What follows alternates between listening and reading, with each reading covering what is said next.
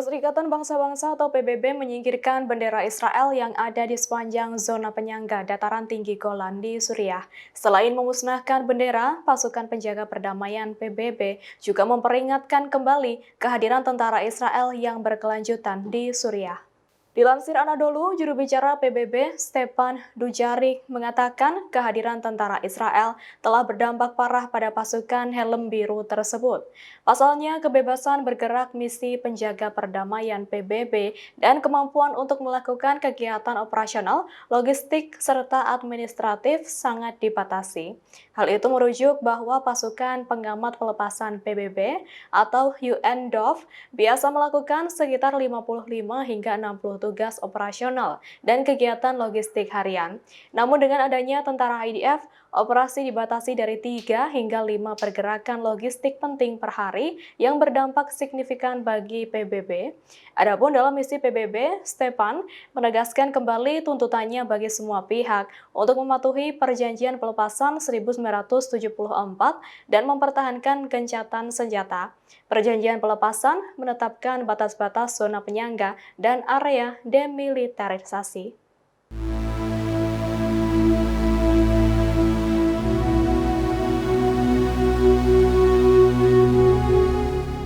Belakangan ini, sosok pemimpin kelompok pemberontak di Suriah, Hayat Tahrir al-Sham atau HTS, Mohammed Al-Golani alias Al-Julani jadi sorotan.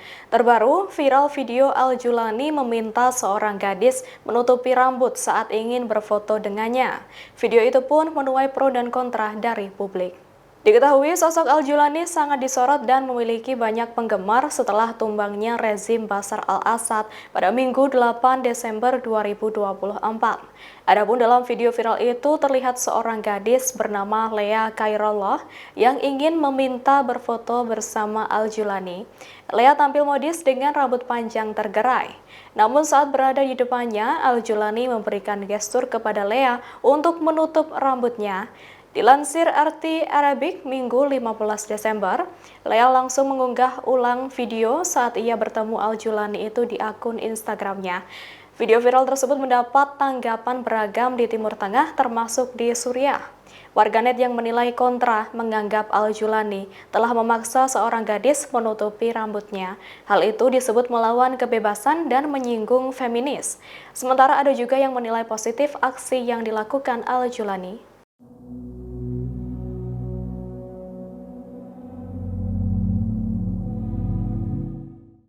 Saat militer Rusia sibuk memindahkan pasukan dan peralatan perang, Letnan Jenderal Ramzan Kadyrov justru menawarkan pengiriman pasukan Republik Chechnya ke Suriah. Tawaran bantuan tersebut ditujukan kepada kelompok pemberontak Suriah Hayat Tahrir al-Sham atau HTS yang kini memegang kendali negara. Kadyrov dilaporkan membuat pengumuman itu pada Senin 16 Desember 2024 melalui saluran telegramnya. Selain itu, Kadyrov juga menyarankan agar Moskow menghapus HTS dari daftar organisasi teroris Rusia. Pemimpin Chechnya itu juga mengatakan siap mengirim pejuang dan instruktur militer Chechnya ke Suriah. Hal itu untuk mentransfer pengalaman dan pengetahuan unik kepada polisi Suriah sambil menunggu instruksi dan persetujuan Presiden Rusia Vladimir Putin.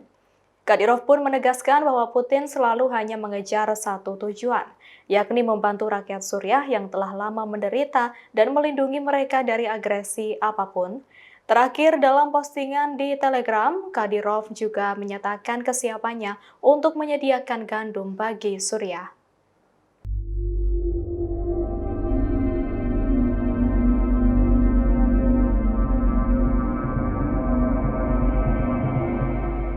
Perdana Menteri Israel Benyamin Netanyahu mengonfirmasi bahwa pasukan IDF akan terus berada di wilayah Suriah.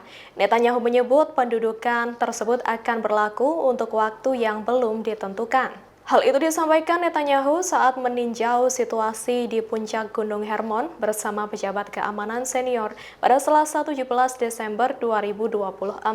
Saat itu Netanyahu didampingi Menteri Pertahanan Israel Katz, Kepala Staf IDF Herzi Halevi, Kepala Shin Bet Ronen Bar, dan Kepala Komando Utara Uri Gordin. Berdiri di puncak Gunung Hermon, Netanyahu menegaskan kembali, IDF akan tetap berada di puncaknya sampai ditemukan pengaturan lain yang menjamin keamanan Israel.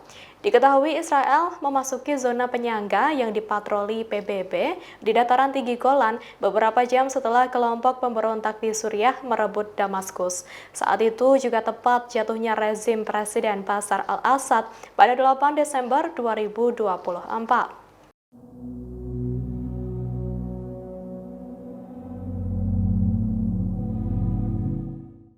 Wakil Menteri Luar Negeri Israel, Saren Haskel, menuding pemimpin Hayat Tahrir al-Sham atau HTS di Suriah, Mohammed al-Julani, sebagai sosok serigala berbulu domba. Pada Selasa 17 Desember 2024, ia mengangkat kolase foto al-Julani saat konferensi pers, meminta publik untuk tidak tertipu pada sosok pemimpin pemberontak Suriah dan HTS.